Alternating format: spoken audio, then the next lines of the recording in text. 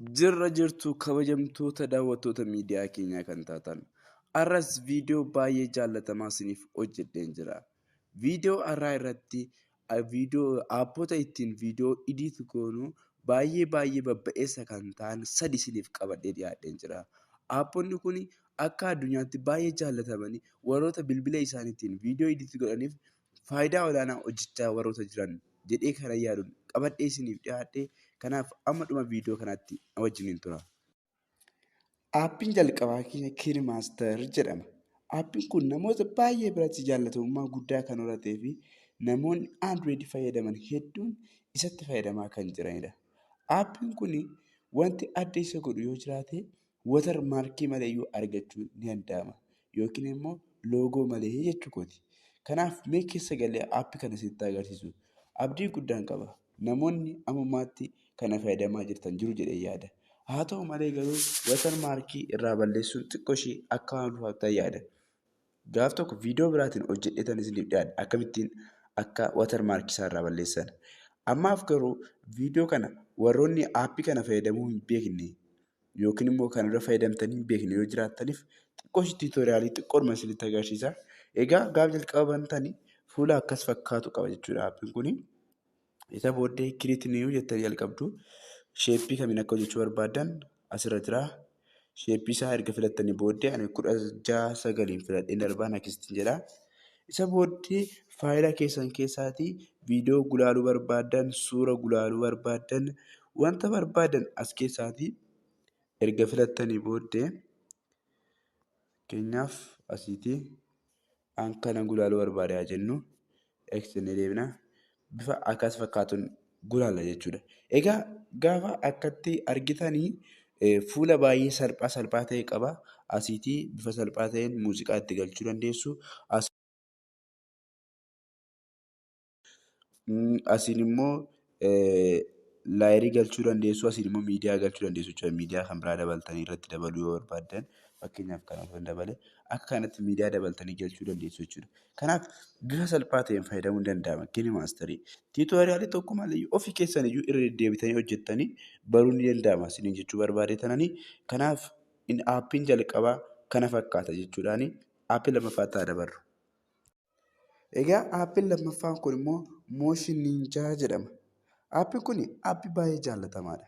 Namoonni baay'eenis aappii kana ni jaallatu. Garuu immoo silkoota Android gadaanaa ta'an irratti rakkoo suuta jechuu fi kukkutuu qaba.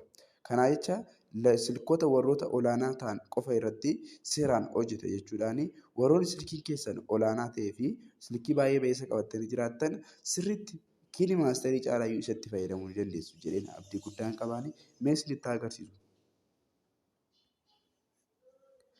Aappicha innaa bantanii bifa akkas fakkaatu qaba. Kiriitiniyuu kan jedhu kana fuula jalqabaa irratti jiru kana tuttu kiriitiniyuu jettanii jalqabdu yeroo piroojeektii haaraa jalqabuu barbaadanii yookiin viidiyoo haaraa ediit gochuu innaa barbaadan jechuu kooti. Viidiyoo asiin piikcharii asiin immoo ooli jira. Kan barbaadan filattanii fakkeenyaaf viidiyoo keessaatii tokko isaa filattanii yookiin immoo piikcharii keessaatii tokko isaa filattanii ediit gochuu ni dandeessu jechuudha. Mee viidiyoo keessaa tokko isaa fudhadhee cal jedhee isinitti agarsiisu. Mee kanaan fudhadhu. Tolee. Eshi akkana bifa akkas fakkaatu qaba. Bifa salphaa ta'een kunis intarfeesii salphaa ta'e qaba of keessaatii. Faankshinoonni isaa baay'ee salphaadha. Fuulduruma jiru waan ta'eef baay'ee rakkisoo miti.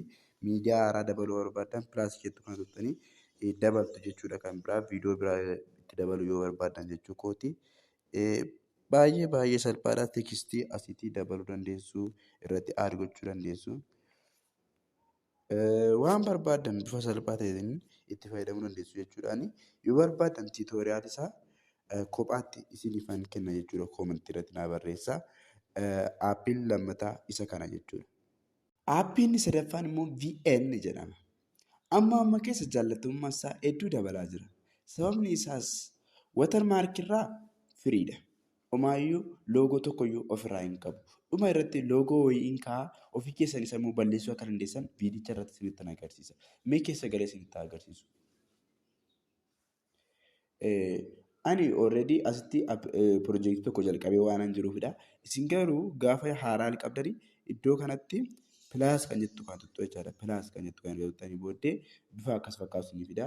Iddoo kanatti argitu niw piroojeekti kan jedhu kana tuttu. Bifa akkas fakkaatu qaba. Isa booddee iyyuu bifa salphaatti viidiyoo barbaadan viidiyoo ediit gochuu barbaadan filattu caal jedhee kanaan jedha fakkeenyaaf. Isa booddee mallattoo xiyyaa fakkaatu kanan tuqaa. Egaa fuula akkas fakkaatu qaba. Dhugaa dubbachuuf kiin maastarii caalas akkasumas mooshin ninjaa caalas aappiin kun aappii baay'ee salphaadha. Akkasumas immoo anaan natti toleera. Ofii kootii aappii kana fayyadamaa jira. Dhuma irratti kunoo kana qaba. Isa kana immoo isin immoo maal gootuuni irratti dhuftanii quba keessanii asumatti irratti tuttanii booddee iddoo kana irratti erga tuttanii booddee isa kana isin dhufti dileet kan jettu kana tuttu iddoo kana jirtu jechuudha. Dileet kan jettu kana tuttu akkasitti irraa balleessu jechuudha.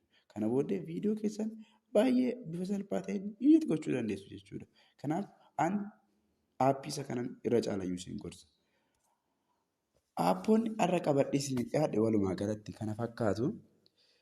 Yeroo biraa viidiyoo biraatiin walitti deebi'uun keenya hin oolu jechuudha. Waa'ee isaan kanaa waa'ee aappota kanaa odeessuun keenya nafuu maaliif aappota baay'ee jaalatamaadha. Silkii keessaniin viidiyoo ediit gootu taanaan yuutuubaroota yoo taatanis akkasumas immoo wantoota birootiif yoo barbaadanis aappoonni isaan kun baay'ee barbaachisoodha. Isarratti immoo watarmaarkiin isaanii immoo irraa baduu qaba waan ta'eef akkamiin akka watarmaarkii irraa balleessuun immoo isinitti kan agarsiisu ta'a yeroo biraa jechuudhaani. Har'aaf garuu viidiyoo kanaan isiniif qabadhee viidiyoo kana akka jaallattan abdii guddaan qaba. Yoo jaallattan laayik godhaa akkasumas immoo faamilii keenya ta'uu yoo barbaaddan immoo sabiskiraayib godhaa isiniin jenna. Galatooma.